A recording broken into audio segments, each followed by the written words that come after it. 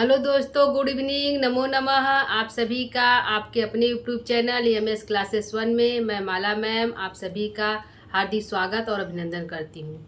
ठीक है दोस्तों, आइए हम लोग स्टार्ट करते हैं। प्रश्नोत्तरी हमारी जो है नीति शतकम पे चल रही है, जो भर्तृहरि की रचना है। ठीक है, यह हमारी जो क्लास चली है दो तीन दिन से लगातार जो है प्रश्नोत्तरी पे चल रही है। तो आइए हम लोग स्टार्ट करते हैं अपने प्रश्नोत्तरी को। आज का हमारा जो पहला प्रश्न है दोस्तों, पहला प्रश्न है अज्ञ सुकुमाराध्य सुखतरम आराध्यते विशेषज्ञ। यह पंक्ति किस पद्धति से है? इसमें भर्तृहरि कहते हैं कि यह जो पंक्ति है, अज्ञानी व्यक्ति को सुखपूर्वक सिखाया जा सकता है।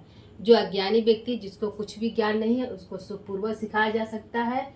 सुखतरम आराध्यते विशेषज्ञ, और जो विशेषज्ञ है, जो ज्ञानी है, जो विद्वान है, जिसको कुछ आता है, उसको और अच्छी तरह से और सुखतरम आराध्यते, और भी पूर्वक सिखाया जा सकता है। लेकिन जो न तो अज्ञानी है न तो ज्ञानी है, ऐसे व्यक्ति को ब्रह्मा अपि नरम न रंजयति, ब्रह्मा भी नहीं सिखा सकते। ऐसे व्यक्ति को ब्रह्मा अपि नरम न रंजयति, ऐसे व्यक्ति को ब्रह्मा भी नहीं सिखा सकते, जो कि न तो ज्ञानी है न तो अज्ञानी है।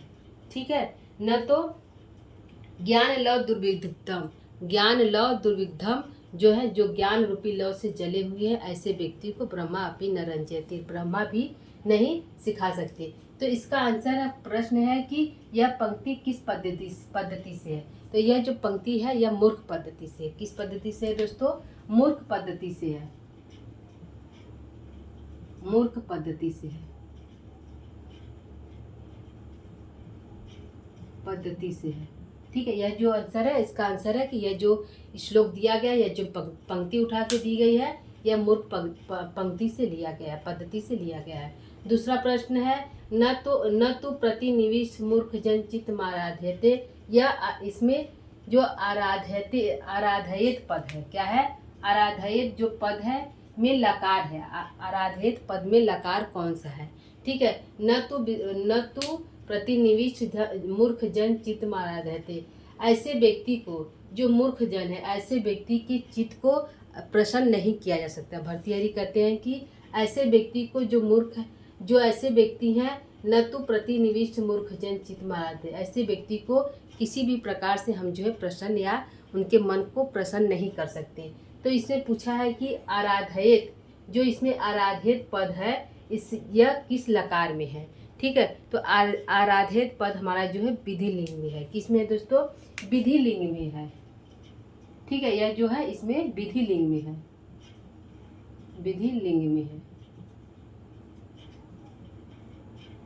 विधि लिंग में।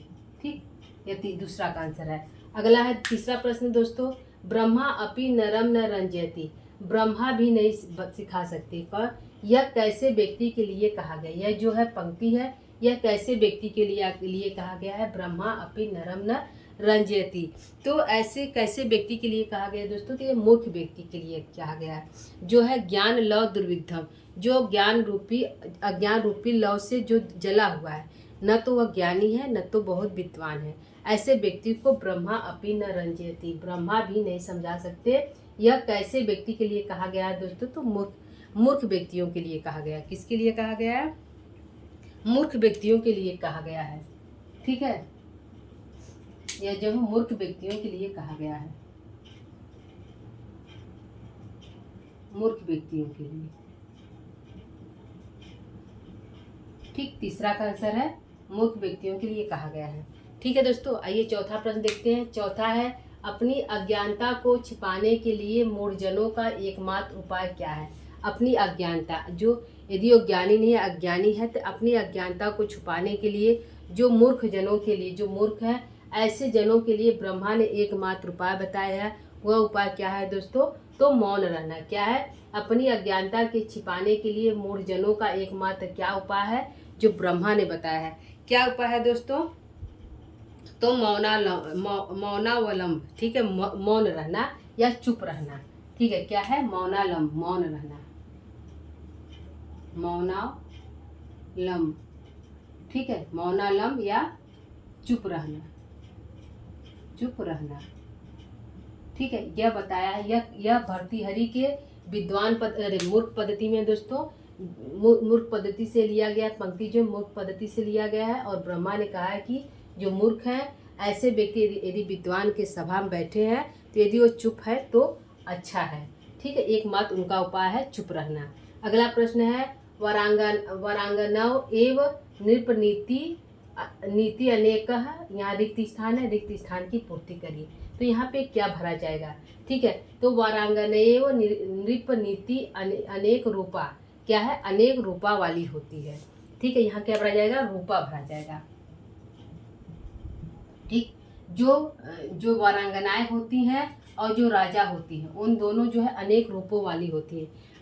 वारांगनाएं भी अनेक रूपों वाली होती हैं और राजा भी अनेक रूपों वाले होते हैं। ठीक है, तो यहाँ रिक्त स्थान की पूर्ति के लिए क्या गया है दोस्तों? तो वारांगनेव नृप नीति अनेक रूपा, रिक्त स्थान की पूर्ति हो गया है। ठीक है दोस्तों, आंसर है रूपा। ठीक, ये हमारा आंसर है। अनेक रूपों वाली होती है। कौन होती है? राजा की तरह जो वारांगनाएं होती हैं, या कहिए कि वारांगनाएं और राजा दोनों एक अनेक रूपों वाले होते हैं। ठीक है, वो हमेशा अपने रूप को बदलते रहते हैं। कभी उनको धन चाहिए, कभी धन नहीं चाहिए, कभी बहुत अधिक किसी से प्रेम करते हैं, कभी बहुत अधिक किसी पर क्रोधित होते हैं। दोनों का जो व्यवहार है एक ही समान है। ठीक है, दोनों एक ही समान अपने व्यवहार को हमेशा परिवर्तित करते रहते हैं। ठीक है, अगला प्रश्न है, नीति शतकम में विषय वर्णन के अनुसार पद्धतियां हैं। जो नीति शतक हमारा भर्तृहरि की रचना है दोस्तों, इसमें कहा गया है कि विषय के अनुसार कितनी पद्धतियां हैं। ठीक है, तो नीति शतकम में विषय के अनुसार इसमें जो है 11 पद्धतियां हैं। कितनी पद्धतियां दोस्तों? 11 पद्धतियां हैं। 11 पद्धतियां हैं। ठीक है, 11 पद्धतियां इसमें है। ठीक है, पहला मूर्ख पद्धति, दूसरा विद्वान पद्धति, तो ऐसे हमारा 11 पद्धति है। अगला है, रे चातक सावधान मनसा, इस श्लोक का भावार्थ है। रे चातक सावधान मनसा जो श्लोक है, जो पंक्ति है, इसमें इसका क्या भावार्थ है? इसमें कवि क्या कहना चाहता है? तो रे चातक सावधान मनसा में जो है कवि यह कहना चाहता है कि हर किसी के सामने अपने दिन वचन को नहीं कहना चाहिए। हर किसी के सामने अपने दुख को व्यक्त नहीं करना चाहिए। तो इसी के माध्यम से कवि यह कहना चाहता के माध्यम से कवि जो है मानव को संदेश देना चाहते हैं कि किसी को भी यदि हम देखते हैं तो उससे यह नहीं कहना चाहिए, अपने दुख दर्द को नहीं बांटना चाहिए, नहीं कहना चाहिए। ठीक है, तो हर किसी के सामने अपनी दीनता प्रकट नहीं करनी चाहिए, यह अर्थ है। इसका भावार्थ यही हुआ। ठीक है, इसका भावार्थ यही हुआ कि हर किसी के सामने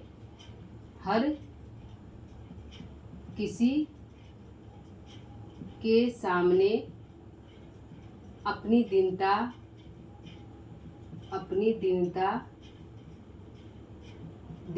नहीं प्रकट करनी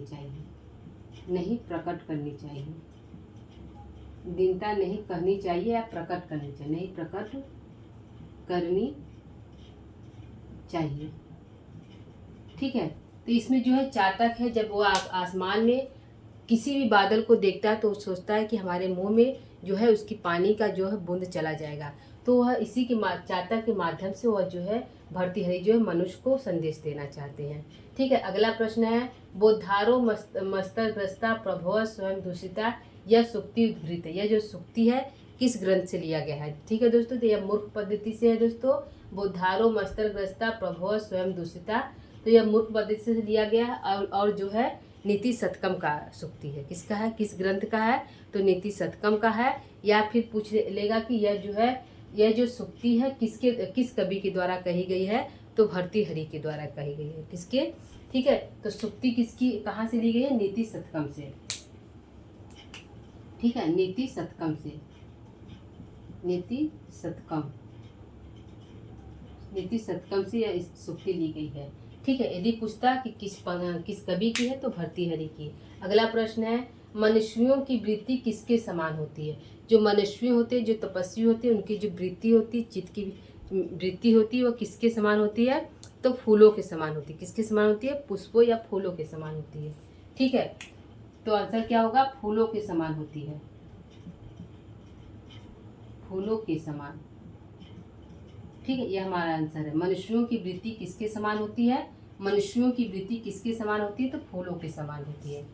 ठीक, अगला प्रश्न है वाक्पदीयम किसकी रचना है? जो वाक्पदीयम है भर्तृहरि यह किसकी रचना है? तो भर्तृहरि की रचना है। किसकी रचना है दोस्तों? भर्तृहरि की रचना है। भर्तृहरि की रचना है। ठीक है दोस्तों, तो यह जो है भर्तृहरि की रचना है। अब यह हमारा टोटल 10 प्रश्न है दोस्तों। प्रश्न को एक बार फिर से हम रिपीट करते हैं और इसको ध्यान से देखिएगा। पहला प्रश्न है अज्ञ सुख माराध्य सुख तरमाराध्यते विशेषज्ञ, यह पंक्ति किस पद्धति से है? तो मूर्ख पद्धति से है। दूसरा है न तु प्रतिनिविष्ट मूर्ख जन चित माराध्यत, यह इसमें जो है आराधयत पद में लकार है तो विधि लिंग लकार है। ठीक है, अगला प्रश्न है ब्रह्मा अपि नरम न रंजयति, यह कैसे व्यक्ति के लिए कहा गया है? तो मूर्ख व्यक्तियों के लिए कहा गया है, जिसको ब्रह्मा भी नहीं सिखा सकता। अपनी अज्ञानता को छिपाने के लिए मूढ़जनों का एकमात्र उपाय क्या है? तो मौन रहना। ठीक है, क्या रहना? मौन रहना। अगला है वारांगनेव नृपनीति अनेक रूपा, कितने कैसी होती है? अनेक रूपों वाली होती है। नीति शतकम में विषय वर्णन के अनुसार पद्धतियाँ कितनी है? तो 11 पद्धतियाँ हैं। कितनी दोस्तों? 11 पद्धतियाँ हैं। अगला है रे रे चातक सावधान मनसा, इस श्लोक का क्या भावार्थ है? तो भावार्थ यह है कि हर किसी के सामने अपनी दीनता नहीं प्रकट करनी चाहिए। अगला है बौद्धारो मस्तग्रस्ता प्रभव स्वयं दूषिता, यह सुक्ति कहाँ से ली गई है? तो नीति शतकम से ली गई है। ठीक, मनुष्यों की वृत्ति किसके समान होती है? तो फूलों के समान होती है। वाक्पदीयम किसकी रचना है? तो भर्तृहरि की रचना है। ठीक है दोस्तों, तो यह हमारा टोटल 10 प्रश्न है दोस्तों आज नीति शतकम। ठीक है, नीति शतकम 10 क्वेश्चन। तो दोस्तों आज के लिए इतना ही। यदि आपको यह क्वेश्चन अच्छा लग रहा है तो आप इसको राइट डाउन कर सकते हैं, लिख सकते हैं। ठीक है दोस्तों, तो आज के लिए इतना है। यदि आपको हमारा क्लास अच्छा लग रहा है तो आप चैनल को सब्सक्राइब, लाइक इत्यादि कर दीजिएगा। ठीक है दोस्तों, तो आज के लिए इतना ही। कल हम फिर से प्रस्तुति लेकर उपस्थित होंगे। तब तक के लिए नमो नमः, नमस्कार।